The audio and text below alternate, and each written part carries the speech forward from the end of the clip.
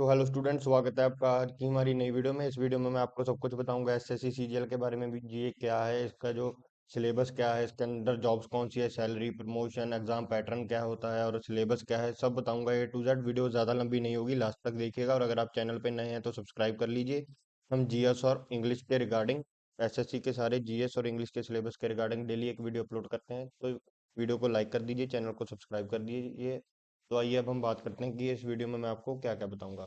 सबसे पहले मैं आपको बताऊंगा सीरियल क्या है, इसमें कौन से जॉब है, कैसे क्रैक करना है, क्या सिलेबस है, exam pattern, salary, physical, medical, क्या कितना और कब पढ़ना है, ये सब बताऊंगा। अगर आप सीबीआई, ईडी, इनकम टैक्स में इंस्पेक्टर बनना चाहते हैं तो ये वीडियो आप लास्ट तक देखिए, ए टू जेड सब बताऊंगा। यूपीएससी के बाद ही एसएससी आता है, क्योंकि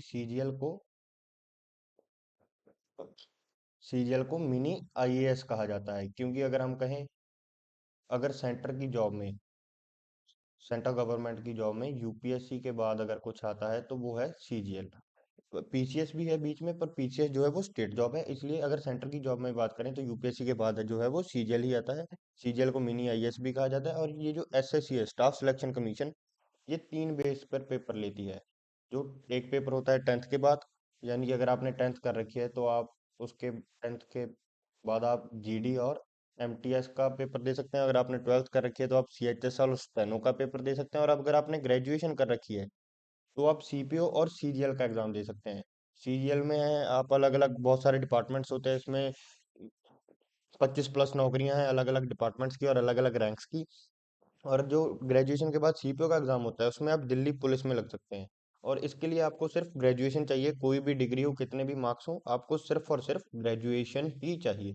अब हम इसमें बात करेंगे कि कौन सी जॉब है। सबसे पहले आती है लेवल 8 की जॉब, जो कि एक गेस्टेड पोस्ट है। वो होती है AAON CAG, और या फिर असिस्टेंट अकाउंटेंट इन CAG। ये दो जॉब्स हैं जो लेवल 8 की हैं, यानी कि पहले दिन से आप गैजेटेड पोस्ट पर होंगे, वरना आपको एक प्रमोशन के बाद गैजेटेड पोस्ट मिलती है। पर ये जो पोस्ट है ये सबसे हाईएस्ट पोस्ट है जो सीजीएल में आपको मिलती है, इसमें सैलरी भी सबसे ज़्यादा होती है। और अगली है लेवल 7 की पोस्ट, जिसके लिए बहुत ज़्यादा लोग प्रेफर करते हैं। यानी कि ये लेवल 8 की जॉब से ज़्यादा लोग लेवल 7 की जॉब को प्रेफर करते हैं। इसमें से आप जीएसटी में इंस्पेक्टर बन सकते हैं, इनकम टैक्स में इंस्पेक्टर बन सकते हैं, नारकोटिक्स में सब इंस्पेक्टर बन सकते हैं, आप सीबीआई में एईओ बन सकते हैं, आप ईडी में आप एग्जामिनर बन सकते हैं, प्रिवेंटिव ऑफिसर बन सकते हैं। और बहुत सारी जॉब्स हैं, आप देख सकते हैं अपनी स्क्रीन पर। मैं आप बहुत सारे समय जो है वो वेस्ट नहीं करूंगा। इसमें जो सैलरी है, तो जो ग्रॉस सैलरी है, यानी कि हम कह सकते हैं अप्रोक्स जो सैलरी है सीरियल क्रैक करने के बाद आपको 75,000 के आसपास अप्रोक्स सैलरी जो है मिल सकती है। पर जो सीबीआई है, सीबीआई डिपार्टमेंट में आपको जो है सैलरी वो ज़्यादा मिलती है। वो आपको मिलती है 12+1 मंथ्स की, यानी कि 1 महीने की सैलरी जो है आपको वो ज़्यादा मिलती है। और एक उसके साथ ही साथ सिक्योरिटी अलाउंस भी मिलता है। और इसके बाद आती हैं लेवल 6 की नौकरियाँ।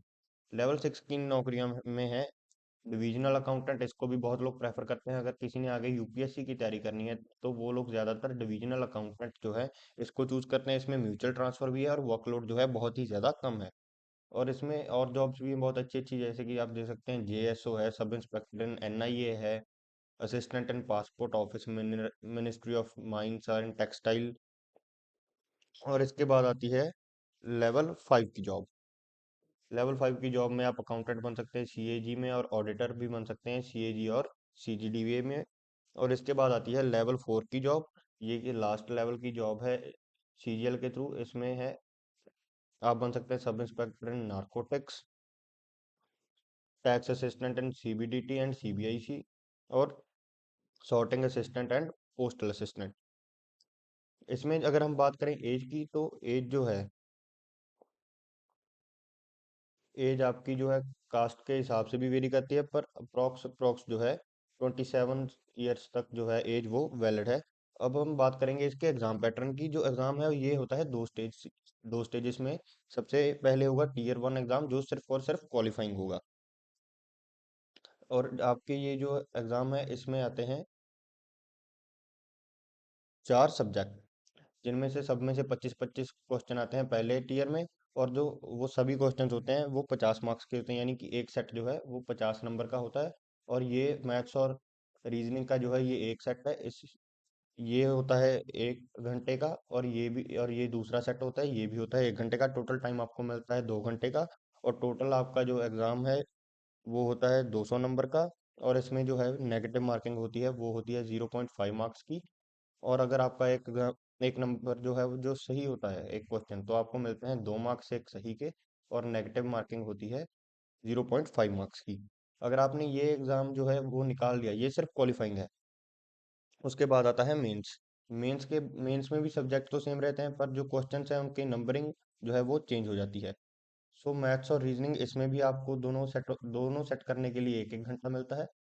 और इसमें जो मैथ्स और रीजनिंग के 30-30 क्वेश्चन होते हैं, और इंग्लिश के 45 और जीएस के 25। ये टोटल होता है आपका 390 नंबर का। और इसमें जो है नेगेटिव मार्किंग होती है, इसमें भी नेगेटिव मार्किंग होती है। और इसके बाद जो होता है आपका टाइपिंग टेस्ट भी होता है, फिर डॉक्यूमेंट वेरिफिकेशन, और मेडिकल और फिजिकल।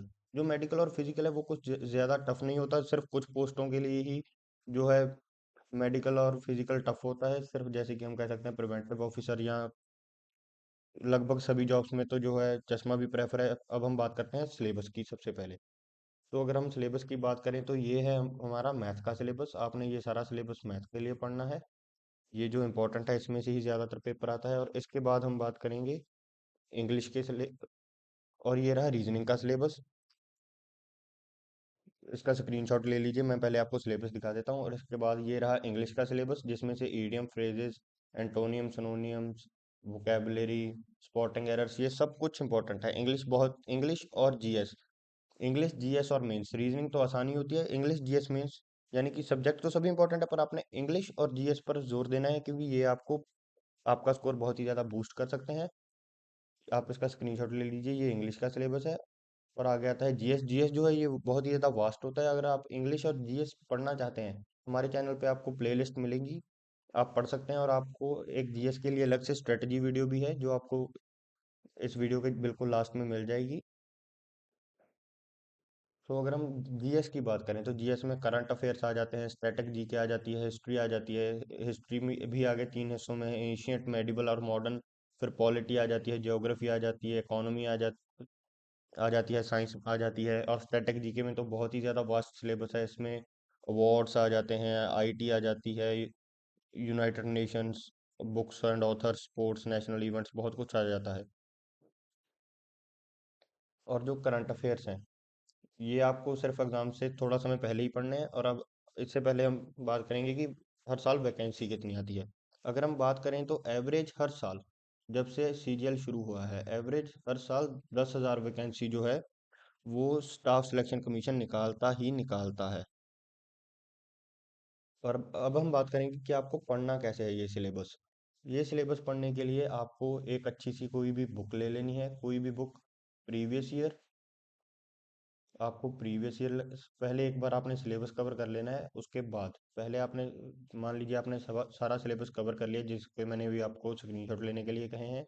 आप यूट्यूब से भी पढ़ सकते हैं, किसी का पेड कोर्स भी बाय कर सकते हैं सब। और आपने एक अच्छी सी बुक लेनी है प्रीवियस ईयर की। आपने सभी के प्रीवियस ईयर जो है वो क्वेश्चन लगाने हैं। और आपने जो है 2 सैंपल पेपर जो है, सैंपल टेस्ट होते हैं, वो भी डेली 2 लगाने हैं।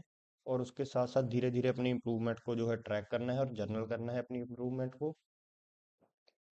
और अगर आप जीएस की थ्योरी को और इंग्लिश को फ्री में पढ़ना चाहते हैं, तो आप हमारे चैनल पे बेशक से जाके देख सकते हैं। और अगर हम बात करें